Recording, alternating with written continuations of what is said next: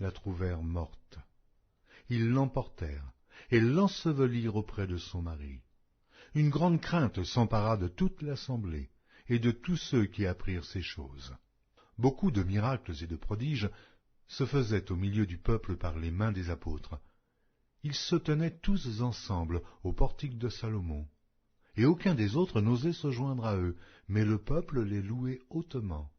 Le nombre de ceux qui croyaient au Seigneur, hommes et femmes, s'augmentait de plus en plus, en sorte qu'on apportait les malades dans les rues et qu'on les plaçait sur des lits et des couchettes, afin que, lorsque Pierre passerait, son ombre au moins couvrit quelqu'un d'eux.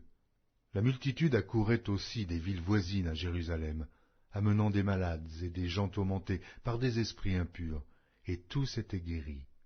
Cependant, le souverain sacrificateur et tous ceux qui étaient avec lui, à savoir le parti des Sadducéens, se levèrent, remplis de jalousie, mirent les mains sur les apôtres et les jetèrent dans la prison publique. Mais un ange du Seigneur, ayant ouvert pendant la nuit les portes de la prison, les fit sortir et leur dit : « Allez, tenez-vous dans le temple et annoncez au peuple toutes les paroles de cette vie. » Ayant entendu cela, ils entrèrent dès le matin dans le temple et se mirent à enseigner.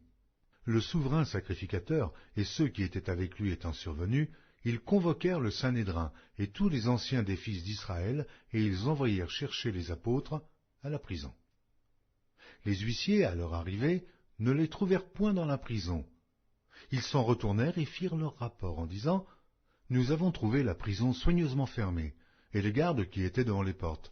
Mais, après avoir ouvert, nous n'avons trouvé personne dedans. » Lorsqu'ils eurent entendu ces paroles, le commandant du temple et les principaux sacrificateurs ne savaient que penser des apôtres et des suites de cette affaire.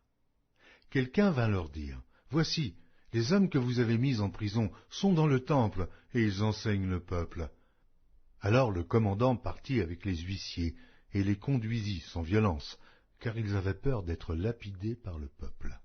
Après qu'ils les eurent amenés en présence du Sanhédrin, le souverain sacrificateur les interrogea en ces termes : « Ne vous avons-nous pas défendu expressément d'enseigner en ce nom-là ? Et voici, vous avez rempli Jérusalem de votre enseignement, et vous voulez faire retomber sur nous le sang de cet homme ?»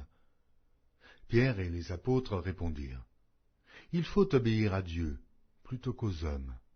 Le Dieu de nos pères a ressuscité Jésus, que vous avez tué en le pendant au bois.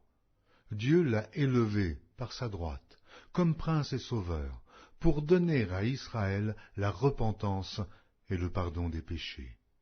Nous sommes témoins de ces choses, de même que le Saint-Esprit que Dieu a donné à ceux qui lui obéissent. » Furieux de ces paroles, il voulait les faire mourir. Mais un pharisien